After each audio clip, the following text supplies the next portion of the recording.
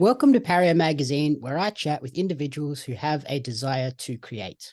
Today, I'm joined by the Associate Director of the theatrical circus show Circus 1903, which is coming to the Sydney Opera House in December this year. Welcome to Pario Magazine, Richard Peakman. Hello, thank you so much. Lovely to meet you and to have this conversation today. It's exciting to have you here today. We're here to chat about your journey with Circus 1903. But before we dive into that, do you want to give our audience a brief little introduction as to who Richard is away from the circus and theatre stage? Oh, wow, there's a question. Who I am. You know what, like for as long as I can remember, I've been associated with the theatre, with the performing arts. I grew up going to dance classes from a very early age, actually gymnastics prior to that, then transitioned into dance training and then went away to train professionally. So I've been working since I was like 16 in the business that we call show. And then the last like 10 years, I've migrated across to Circus. So when I'm not doing all of that, I actually lead quite a very simple existence. I like to kind of work out. I like to cook. I like to enjoy theatre by just going to watch shows and still being associated as an audience member, as well as kind of putting on the shows myself. So that's pretty much me when I'm not putting on shows, which is, a lot of the time at home, either working out, going to the gym, making great food and enjoying friends and family. Very nice. It sounds like with that gymnastics background, Circus 1903 was kind of a show that was always in your path. You know what I think it was? I think I was always destined to kind of rub shoulders with the circus. Uh, I'm very grateful for the career that I've had. I graduated from Performing Arts College when I was 19. I went straight into a West End production of West Side Story and pretty much worked on and off in the West End for over 10 years. But looking back, I really wish that I'd have kind of pursued the gymnastics element. I'd love to have done it on a level where maybe I could have represented, the county, the country. So I've always had a major appreciation for gymnastics and acrobatics. And obviously that's kind of lent itself beautifully to the work that I do with Circus and the admiration that I have for all of our wonderful circus stars that I've had the pleasure of working with for about 6 years now. And then how did you sort of first become involved with this particular show? You know what? It's a funny story, and it's just testament to that whole ethos of it's not what you know, it's who you know. So again, going back to my roots of a 16-year-old going to the renowned Italia Conti Academy in London to train, I met who is now a dear friend of mine and colleague, Neil Dorwood, who is the director of Circus 1903. So we were like really, really close at college. And then we both graduated. And obviously this was a time that was pre-social media. So unless you physically like picked up the phone and called someone, we couldn't even send text messages back in those days. So unless you sent a letter or you picked up the phone, you had no idea what, people were up to. And Neil went off to have a fabulous career, and so did I. And we were kind of at opposite ends of the globe doing our thing as performers. And then we both followed like a similar trajectory where we moved into assisting and the associate roles of, producing shows, and then graduated to actually choreographing and directing our own productions. And then I run into Neil about 10 years ago, actually 10 years to the date, I think. And he had a magic show in London at the time. And we reconnected after, a 10-year hiatus of kind of not really kind of paths crossing. So we reconnected, and then I kind of worked a little bit with him on some other shows. And then he calls me up and he says, I have this amazing new show that we're bringing to life, and I would love you to be a part of it. And that was the start of our Circus 1903 journey, which, coming back to Australia, is very, very special to us and to me, because as you probably know, that was the birthplace of 1903 when we premiered at the Sydney Opera House back in 2016. So it's been a long journey to get here. But in answer to your question, it was through a very dear college friend, acquaintance that that we kind of got back in touch, and he brought me along for the ride, and what a ride it's been. Again, that sort of destiny, you were bound to be on this show somehow. I think so. I'm a great believer in that. I think the older I get, the more kind of at peace I am with, what fate is for me in terms of career. So obviously I'm ambitious, and I've got, things that I would like to do and fulfill and achieve. But I don't know. I think you're right. I think it's all mapped out. I'm not alluding to whomever is pulling the strings up there, but I do think that yes, it's kind of mapped out for us. I mean, we have a hand in like manipulating our journeys, but I do think yes, it's definitely fate and destiny coming together. And then specifically, what does the role of an associate director entail? Like, not everybody would understand what that is outside the theatre scene. That's a great question. So Neil, obviously my colleague, he calls me his right hand, his right arm. So I'm there to obviously support every aspect of kind of what the director does. So I'm, synonymous with the development, the conception, the creation of the project, from casting to storyboarding to collaborating with all of our fellow creatives, from lighting to costume to props to scenic. You know what? There's so much that goes into putting on a show that I don't think our wonderful audiences maybe fully imagine the scale of what it takes to put on a show. So I work very closely with the director on all of the above. And then more so, once the show is established and it's up and running, for instance, my role in Circus 1903, the original director might move on to other projects. So it's typically the associate director that will do the remount, and will kind of produce the show for the next iteration of its engagement. And yeah, I've had the pleasure in doing that for the last 6 years. So literally building a show from ground zero up in its initial first outing, and then it's kind of the maintaining and the reproduction of the show throughout the years that it gets booked. Okay, so that's like helping get those plates spinning, and then it's keeping those plates spinning. Yeah, like a circus clown, literally. Keep those plates spinning. That's a really good analogy. And then can you describe exactly what Circus 1903 is now and what sets it apart from other shows of its similar ilk? Yes. You know what? My favorite way, when I get asked to describe the show, I think the perfect way for me to kind of convey that is, and it's a true story. This is hands down a true story. When we were rehearsing the show back in 2016, in our original cast, we had a sixth generation circus artist, Maria. She did the high wire, and we were rehearsing, and she became very emotional, and she started to cry, and I rushed over, and I thought she might have hurt herself, injured herself, whatever. And she said, no, not at all. She said, I'm just so emotional because I'm sixth generation from Cirque heritage, and this is the ultimate love letter to my family. Or getting quite emotional saying that, like, it's a production where we just celebrate the golden age of circus. And I think especially today, even thumbing through my Facebook earlier, this whole AI has taken over. There's this app at the moment where people it's kind of superimposing their headshot into their yearbook looks or whatever, whether it's CGI or filters or TikTok or special effects. I think we're so stimulated by these gimmicky effects.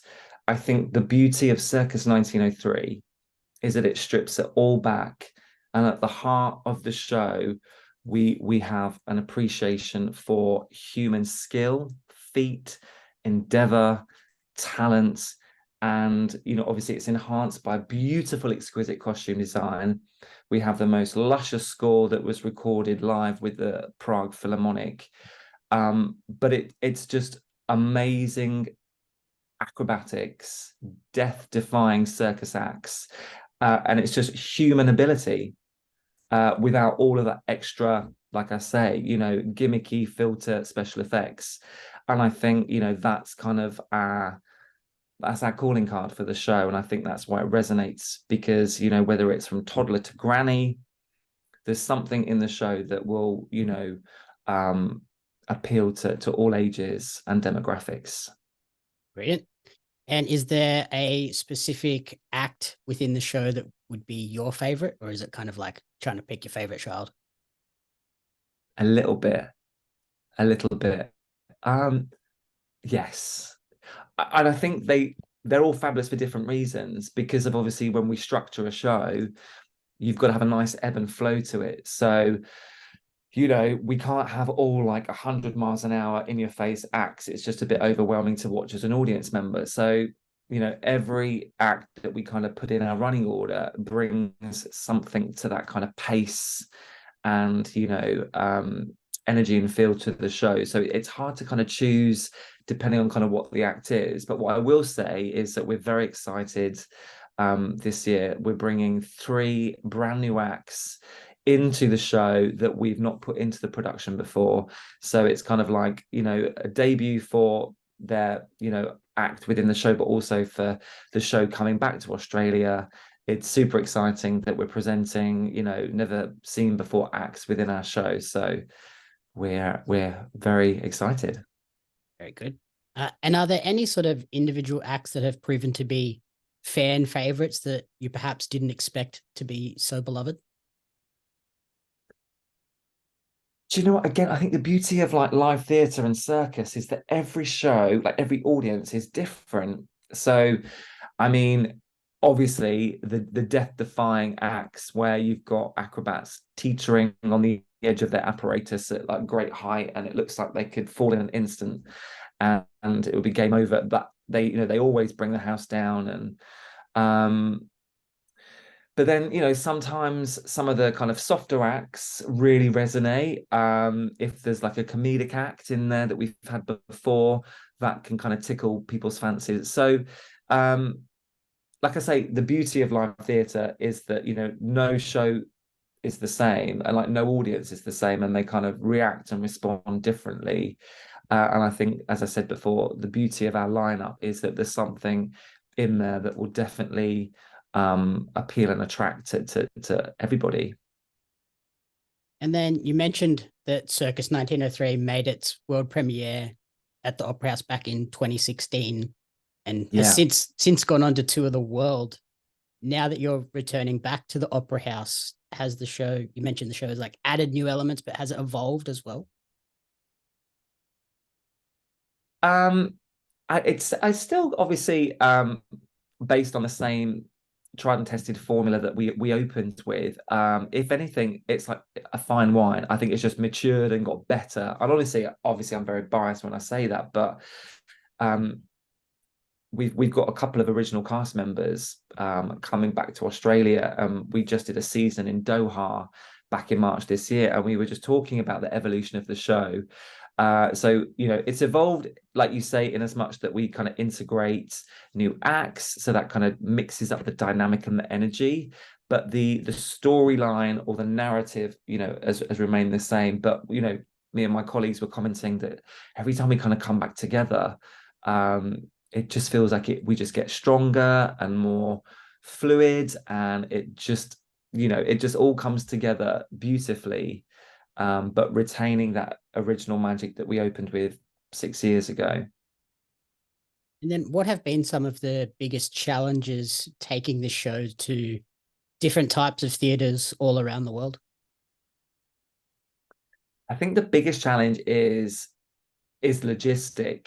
Some of the acts come with like massive set pieces and apparatus, And typically we've got like minimal time to load the show in and to set up the equipment and the apparatus. And then obviously, as you can appreciate, with health and safety being at the forefront, ensuring that all the rigging is done meticulously, that the acts get sufficient time to train on stage. So I would say that is the most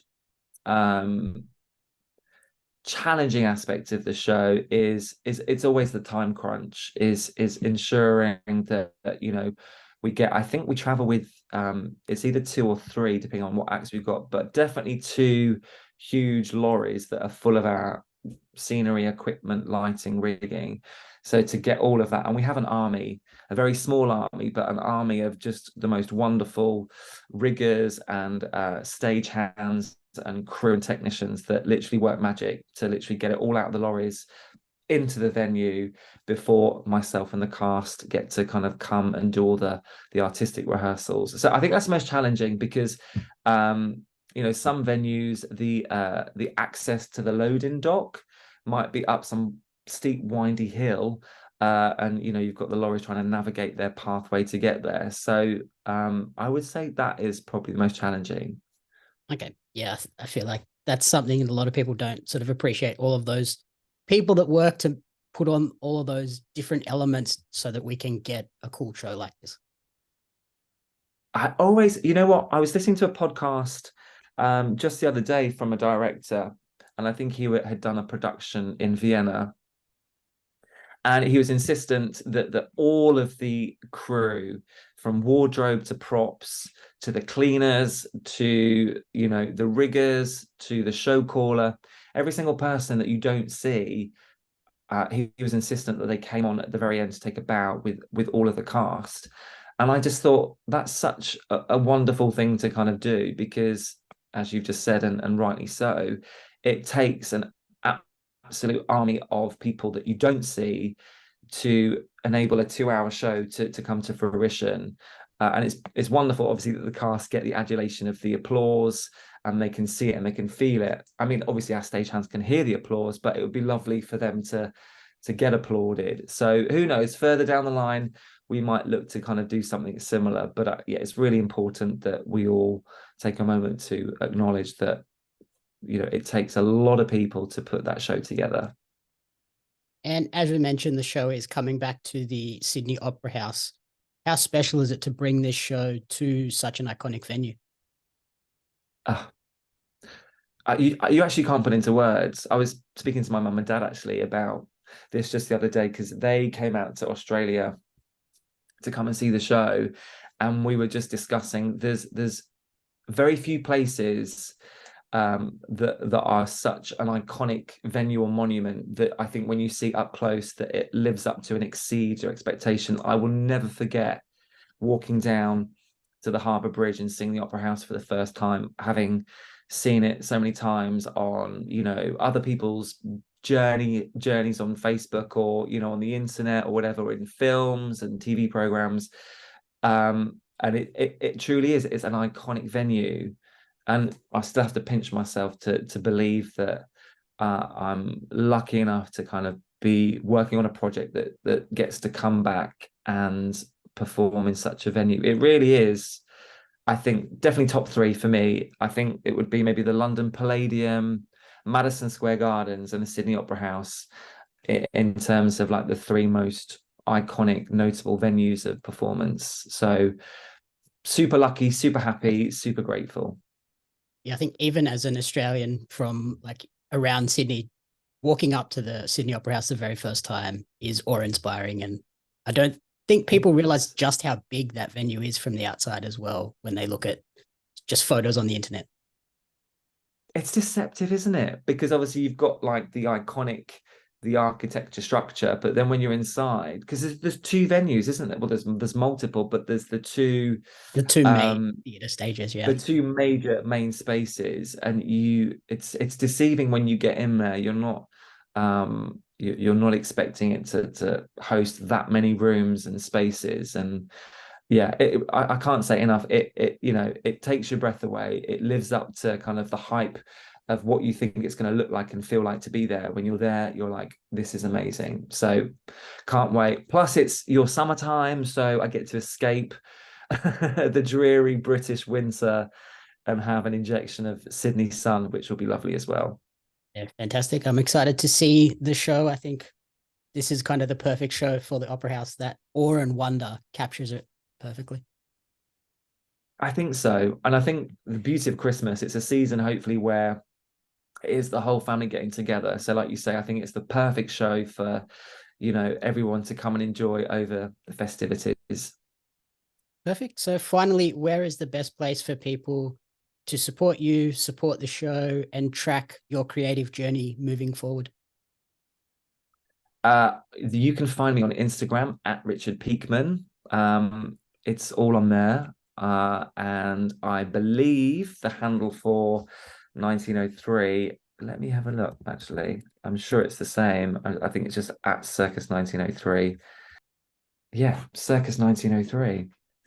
So we keep everyone updated. Or you can go to www.circus1903.com as well for other links to additional sites that are related to the production.